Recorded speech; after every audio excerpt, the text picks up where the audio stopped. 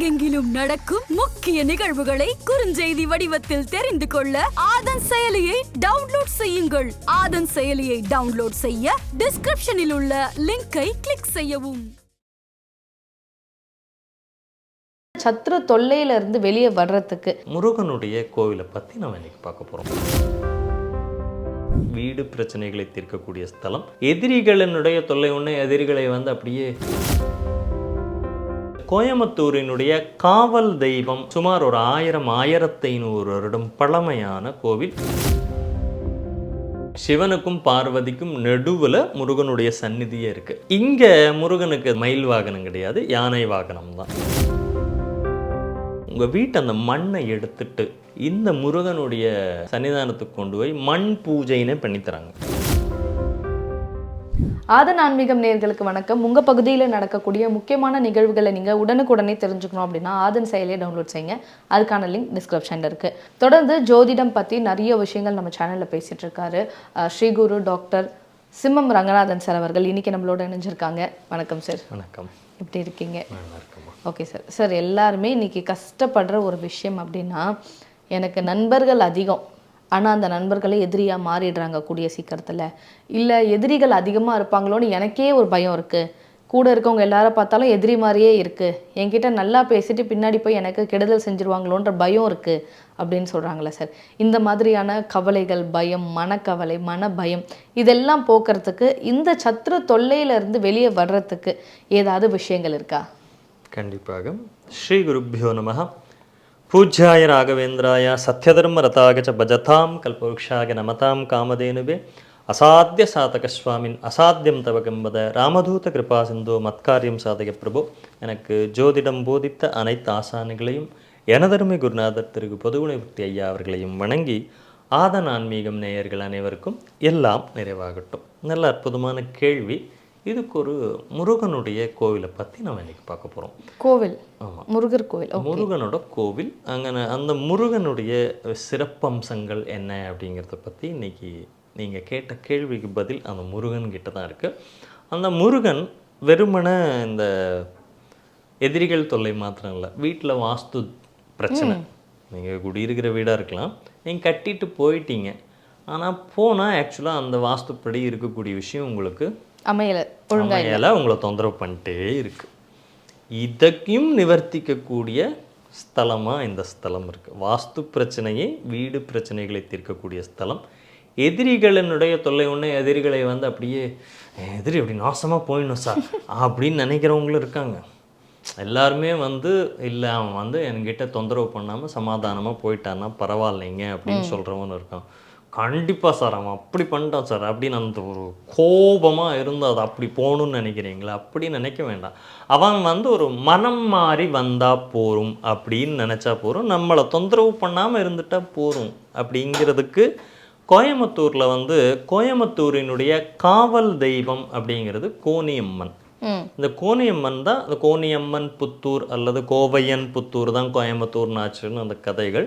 இந்த கோனியம்மன் தான் அங்கே எல்லை தெய்வம். அந்த கோனியம்மன் கோவில் வரைக்கும் தான் முதல் இருந்த கோயம்புத்தூர். இன்றைக்கி எப்படி சென்னை எக்ஸ்டர்னா திருவள்ளூர் மாவட்டம், செங்கல்பட்டு மாவட்டம், காஞ்சிபுரம் மாவட்டத்தில் இருக்கிற பகுதிகள் எல்லாமே இன்றைக்கி நம்ம சென்னைன்னு சொல்லிட்டோம். அந்த மாதிரி ஒரு காலத்தில் சென்னை ஒரு குறுகிய வட்டத்துக்குள்ளே தான் இருந்திருக்கு. மக்கள் தொகை பெருக அது இதாகிட்டு. அப்படி இந்த கோனியம்மன் கோவில் தான் கோயம்புத்தூருடைய எல்லை. அதுக்கப்புறம் எல்லாமே காட்டுப்பகுதியாக இருந்தது. கோவையன் அப்படின்னு அந்த ஊருடைய சிற்றரசன் ஆண்டு வந்த இடம். அந்த இடம் கோட்டை அப்படின்னு போய்டு, கோட்டை மேடுன்னு. இன்றைக்கி அங்கே வேறு சமூகத்தினர் வாழக்கூடிய இடமாக அது நிறைய பார்த்துருப்பாங்க எல்லாருமே. ஆனால் கோட்டை மேடு பகுதி அதுதான் கோட்டை. அது பக்கத்தில் அந்த கோயம்புத்தூருடைய எல்லை. அங்கே கோனியம்மன் தான் கோயம்புத்தூரினுடைய காவல் தெய்வம். வருஷம் மாசி மாதம் தேர் திருவிழாலாம் ரொம்ப சிறப்பாக இருக்கக்கூடியது. கோயம்புத்தூரில் மழையே இல்லை, ரொம்ப தண்ணி கஷ்டப்படுறோம்னா நாங்கள் போய் முதல் வேண்டுறது கோனியம்மன் கிட்ட தான். உடனடியாக அவள் அதற்குண்டான இதை கொடுத்துருக்கா. அந்த கோனியம்மன் கோவில் பக்கத்தில் கோட்டை மேடு அப்படிங்கிற பகுதியில் சங்கமேஸ்வரர் கோயில். இப்போ சமீபமாக இந்த கார் பாம்ஸ் நியூஸ் நிறைய வந்திருக்கும். அந்த கோயில்கிட்ட தான் அந்த காரே நின்றுட்டு இருந்தது. சுமார் ஒரு 1500 வருடம் பழமையான கோவில். இந்து சமய அறநிலைத்துறையினுடைய கண்ட்ரோலில் இருக்குது. அங்கே இருக்கிறது சிவன் கோவில், அது கோட்டைமேடு சிவன் கோயில், சங்கமேஸ்வரர் அப்படின்னு அந்த சிவனுக்கு பேர். சங்கு புஷ்பங்கள் நிறைந்த வனமாக இருந்தது. ஸோ அங்கே இருந்ததுனால அவர் சங்கமேஸ்வரர். இன்னொன்று சங்கி, சங்கு, சங்கம் அப்படின்னா அனைத்தையும் இணைக்கக்கூடியவன் தான் சங்கி. சங்கின்னா இன்றைக்கி தப்பர்த்தம் ஆயிடுத்து. சங்கரன் அப்படின்னு சிவனுக்கே பேர். சங்கரனா சம்கரத்தி, எல்லோரையும் இணைக்கக்கூடியவன். அப்போ சங்க ஈஸ்வரன், சங்கமத்தை கொடுக்கக்கூடியவர். அப்போ கணவன் மனைவி பிரச்சனை, பொருளாதார பிரச்சனை, கணவன் மனைவி முக்கியமாக அதுக்கு சங்கமம் இருக்கணும் இல்லையா, அவங்களுடைய அந்த பிரச்சனைகளை தீர்க்கக்கூடியவராகவும், சங்கு புஷ்பம் அப்படிங்கிறது சந்திரனுடைய காரகமாக இருக்கிறதுனால மனம் சம்பந்தப்பட்ட பிரச்சனைகளை தீர்க்கக்கூடியதாக அங்கே சங்கமேஸ்வரர். இந்த சங்கமேஸ்வரர் அந்த பக்கம் விஷாலாட்சி அம்பாள். இவங்க 2 பேருக்கும் நடுவில் முருகன். முருகன் நீங்கள் தனித்து கோவில்களில் இருப்பார். எல்லா கோயில்களையும் சிவன் கோயிலெல்லாம் முருகன் சந்நிதி இருக்கும்.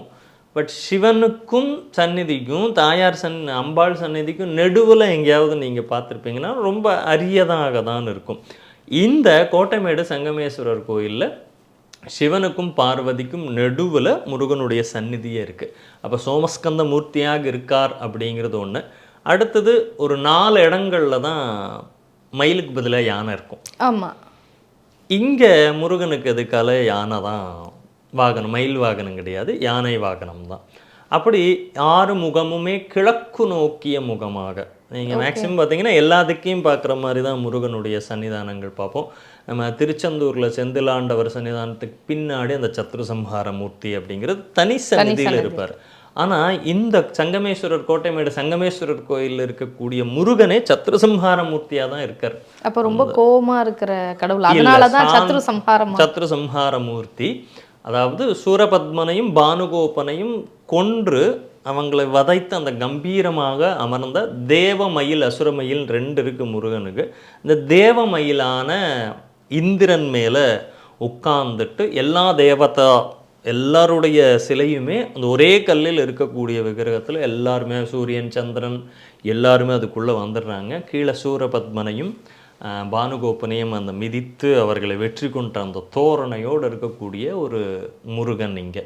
இந்த கோயிலில் ஒவ்வொரு செவ்வாய்க்கிழமையுமே சத்ரசம்ஹார திரிசதி அர்ச்சனை, அதுதான் சத்ரசம்ஹார பூஜை, சத்ரசம்ஹார பூஜைன்னு நீங்கள் அங்கே பண்ணுறதும் அதுதான். திருச்செந்தூர்லேயும் முருகனுக்கு வேல் வழிபாட்டிலும் சரி, முருகன் வழிபாட்டிலும் இந்த சத்ருசம்ஹார திரிசதி அர்ச்சனை, சத்ருசம்ஹார ஹோமம்ங்கிறதும் இந்த அர்ச்சனையை தான் ஹோமமாக பண்ணுறாங்க.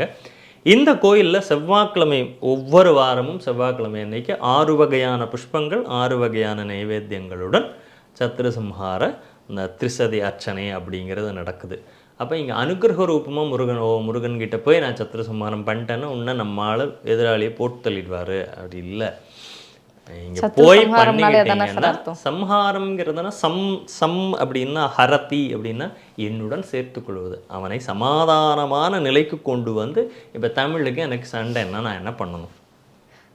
ஒன்று தமிழ் என்ன சமாதானப்படுத்தணும், இல்லையா நான் தமிழை சமாதானப்படுத்தி மீண்டும் அந்த நட்பை நம்ம இதுபடுத்திக்கணும். அதுதான் என்ன, நண்பர்கள் தானே எதிரிகளாக ஆகிறாங்க இல்லையா. நம்ம நல்லா இருக்கோம் அப்படின்னு நினச்சி நமக்கு இப்போ எதிர்த்து வீட்டுக்காரனோ பக்கத்து நம்ம சொந்தக்காரங்களே நீங்கள் நினைக்க ஆரம்பிச்சுருவாங்க. நல்லா இருந்தால் வாழ்ந்தாலும் மேசும் தாழ்ந்தாலும் மேசும் வையகம் இது தானடான்னு அன்றைக்கே பாடி போயிட்டாங்க. அப்போது நம்ம நல்லா இருக்கிறதுனால நமக்கு ஏற்படக்கூடிய பிரச்சனைகள், திருஷ்டிகள், இல்லைன்னா எல்லாருக்கும் எனக்கு யாராவது எதாவது பண்ணிட்டாங்களோங்கிறது, இல்லையா எனக்கு எதிராக ஒருத்தர் வியாபாரம் பண்ணுறது தப்பு கிடையாது. அதை நமக்கு எதிராகவே கடை போட்டான்னு வச்சுக்கோங்களேன், நம்ம சொல்லியே கொடுத்துருப்போம், அவன் நமக்கு எதிராக கடை போட்டிருப்போம். ஸோ இந்த மாதிரியான நிகழ்வுகளில் அவர்கள் நம்முடன் சமாதானம் போகிறதுக்கு நிறைய குடும்ப பிரச்சனைகள் சார்ந்து இருக்கக்கூடியது. இதுக்கு எல்லாத்துக்குமே இந்த சத்ரு சம்ஹார திரிசதி அர்ச்சனை பிரதி செவ்வாய்க்கிழமை தொடர்ந்து 9 செவ்வாய்க்கிழமைகள் அந்த முருகனுக்கு அதை பண்ணினா அவ்வளவு சிறப்பான ஒரு விஷயத்தை அந்த முருகன் பண்ணுவார். கந்தசஷ்டியும் அங்கே விசேஷம். அம்பாளுக்கும் சிவனுக்கும் நெடுவில் இருக்கக்கூடிய ஒரு சந்நிதி. 4 ஸ்தலங்களில் தான் யானை முன்னாடி இருக்கும். இந்த சங்கமேஸ்வரர் கோயிலில் யானையும் முன்னாடி இருக்கக்கூடியதாக இருக்கும். அப்போ யாருக்கெல்லாம் இந்த சத்ருபாதை பிரச்சனை வரும் அப்படின்னா, ஜாதகத்தில் 6ஆம் அதிபதி அதுதான் 6 தான் ருணரோக சத்ரு அப்படின்னா, கடனும் அவன் தான், ரோகமும் அவன் தான், எதிரியும் அவன் தான். ஸோ ஒன்று எப்பயும் விட்டு கொடுக்காது, ஏதோ ஒன்று அதிகமாக தான் இருக்கும். இப்போ இந்த 6ஆம் அதிபதி வலுப்பெற்று இருந்துட்டார், 6ஆம் அதிபதி உட்காரக்கூட இடத்துல போய் உட்காந்துட்டார். இப்போ ஏஎல்பி படி 6ஆம் அதிபதி போய் 8ல் உட்காந்துட்டான்னா தீராத பிரச்சனை அப்படிங்கிறோம். அதுக்கு செவ்வாயும் சம்மந்தப்பட்டுட்டார். யாருக்கெல்லாம் அட்சய லக்னம் மிருகசீரிசத்தில், சித்திரையில், அவிட்டத்தில் போயிட்டு இருக்கு, உங்களுடைய 6ஆம் அதிபதி பிரச்சனையாக இருக்காருன்னு நினைக்கிறீங்களோ அவங்க இந்த கோயிலில் கண்டிப்பாக போய் தரிசனம் பண்ணி இந்த சத்ரு சம்ஹார பூஜையில் கலந்துக்கலாம். அதே போல் சூரியனுடைய நட்சத்திரங்களான கிருத்திகை, உத்திரம், உத்திராடம் இதில் போகிறவங்களுக்கும் கூட இந்த பரிகாரம் சிறப்பானதாக இருக்கும். இதை விட வாஸ்து தோஷத்தையும் நீக்கக்கூடிய ஸ்தலம் இது. வாஸ்து தோஷம், ஓகே சார். இப்போ உங்கள் வீட்டில் இந்த இடதோஷம்னு ஒன்று பிரச்சனத்துல எல்லாம் பார்க்குறப்போ சொல்லுவோம். 4ஆம் அதிபதி 6லையோ மாந்தி கூடிய சம்மந்தப்பட்டுட்டாலோ சல்லிய தோஷம்னு இதில் சொல்லுவாங்க, இடதோஷம் அப்படின்னு நான் சொல்கிறோம்.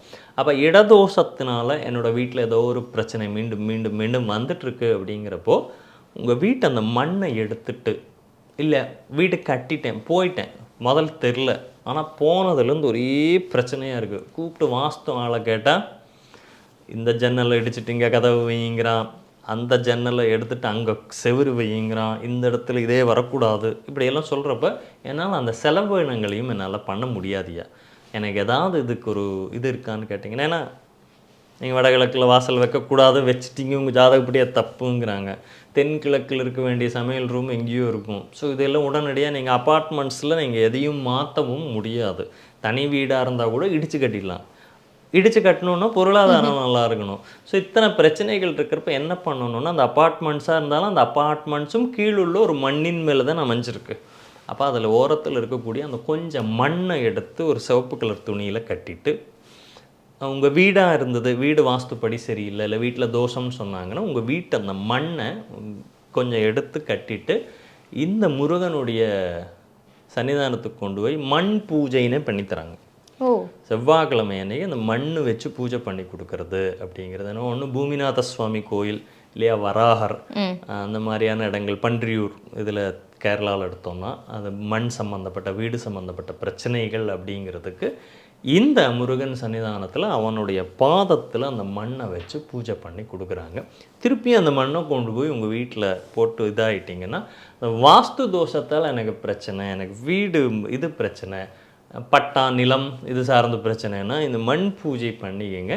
கோயம்புத்தூர் சங்கமேஸ்வரர் கோயிலில் இருக்கக்கூடிய அந்த சிவசுப்பிரமணிய சுவாமி கண்டிப்பாக இது ரொம்ப அற்புதமான ஸ்தலம், எல்லோரும் கண்டிப்பாக தரிசிக்க வேண்டிய ஸ்தலம்.